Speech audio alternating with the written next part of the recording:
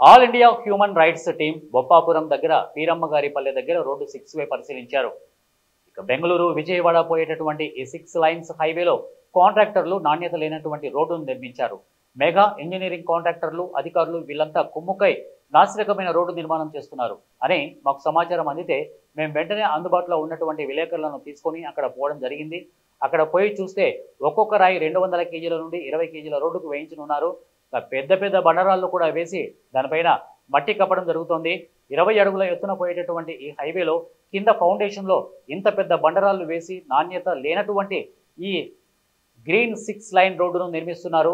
ఎంతో కాలం రోడ్డు ఉండదు. మరి ఈ కాంట్రాక్టర్లు ఈ విధమైనటువంటి నాణ్యత లేని రోడ్డును నిర్మిస్తుంటే అధికారులు కాంట్రాక్టర్ల పైన ఎందుకు చర్యలు తీసుకోవడం లేదు? ఇక అధికారులు కాంట్రాక్టర్లు కుమ్ముక్కయ్యారా? తక్షణమే క్వాలిటీ కంట్రోల్ అధికారులు వచ్చి రోడ్డును నిర్మించవలను. ఇలాగే నిర్మిస్తూ ఉంటే భావితరాల వరకు ఈ రోడ్డు నడవడం కష్టమవుతుంది.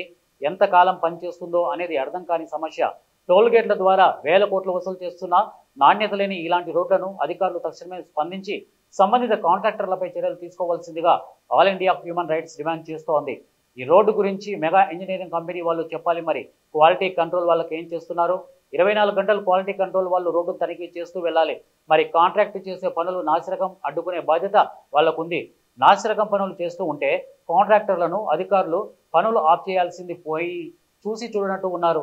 అలాంటి నాసిరకం పనులు క్వాలిటీ కంట్రోల్ వాళ్ళతో చెక్ చేపించి తిరిగి రోడ్డు నిర్మించాలని, సరైన గ్రావెల్ వేయాలని, సరైన రోడ్డును నిర్మించవలసిందిగా ఆల్ ఇండియా హ్యూమన్ రైట్స్ను కోరుకుంటున్నారు. ఇక సభ్యులను ఉద్దేశించి ఆదేశించారు.